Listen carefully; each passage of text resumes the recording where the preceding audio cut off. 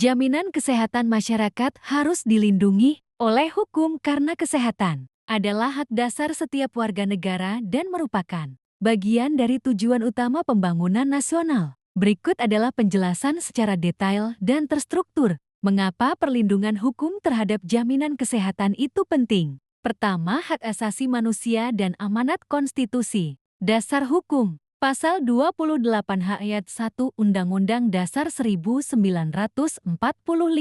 Setiap orang berhak hidup sejahtera lahir dan batin, bertempat tinggal, dan mendapatkan lingkungan hidup yang baik dan sehat, serta berhak memperoleh pelayanan kesehatan. Pasal 34 ayat 3 Undang-Undang Dasar 1945.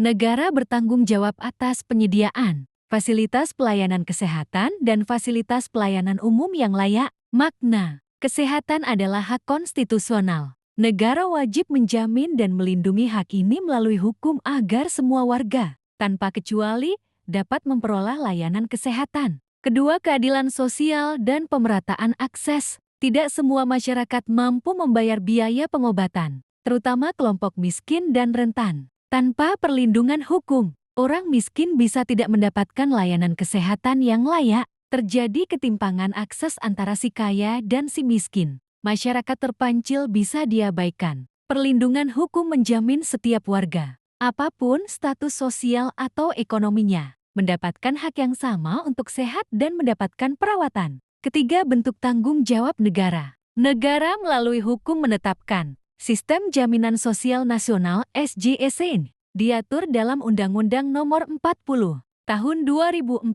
Badan Penyelenggara Jaminan Sosial (BPJS).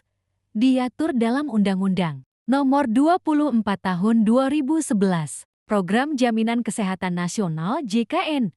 Dilaksanakan oleh BPJS Kesehatan. Tanpa perlindungan hukum, tidak akan ada kewajiban bagi negara atau badan tertentu untuk menyelenggarakan jaminan kesehatan secara adil, merata, dan berkelanjutan. Keempat, menjamin kepastian dan perlindungan hukum. Perlindungan hukum terhadap jaminan kesehatan memberikan kepastian hak bagi warga, misalnya berobat tanpa takut biaya mahal, memberikan kewajiban jelas kepada negara dan penyedia layanan kesehatan, memberikan mekanisme pengaduan dan penegakan hukum jika terjadi pelanggaran atau diskriminasi dalam pelayanan. Kelima, mengatur standar mutu dan pengawasan. Undang-undang dan peraturan kesehatan juga melindungi masyarakat dari malpraktik medis, layanan kesehatan yang buruk atau tidak layak, penyalahgunaan wewenang oleh fasilitas kesehatan. Dengan hukum, pemerintah dapat menetapkan standar layanan kesehatan, sistem akreditasi rumah sakit,